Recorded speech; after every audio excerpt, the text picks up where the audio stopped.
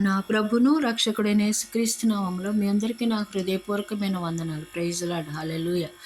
ఈరోజు వాక్యము హెబ్రీలకు రాసిన పత్రిక 4వ అధ్యాయము 15వ వచనం. మన ప్రధాన యాజకుడు మన బలహీనతల యందు మనతో సహానుభావం లేనివాడు కాదు, కానీ సమస్త విషయంలోనూ మన వలె శోధింపబడినను ఆయన పాపము లేనివాడిగా ఉండెను. అదే హెబ్రీలకు రాసిన పత్రిక 4వ అధ్యాయము 16వ వచనంలో, గనుక మనము కనికరింపబడి సమయోచితమైన సహాయం కొరకు కృప పొందినట్లు ధైర్యముతో కృపాసనొద్దకు చేరుకుందాము.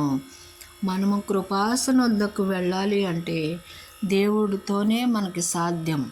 ఆయన పాపం లేనివానిగా ఈ లోకంలో జీవించాడు కనుక మనము ఆయన రక్తంలో పాలుభాగస్థులమై ఆయన కృపలో ముందుకు సాగుతూ ఆయన సన్నిధానంలో నిలిచి ఉంటూ ప్రతి విషయంలో కృపాసనం వద్దకు వెళ్ళి ఆయన మన కృపను పొందుకుంటూ ఆయన కృపలో మనము పాలుభాగస్థులమగుటకు కృప చూపిన దేవునికి మనం ఎంతగానో రుణపడి ఉన్నాం.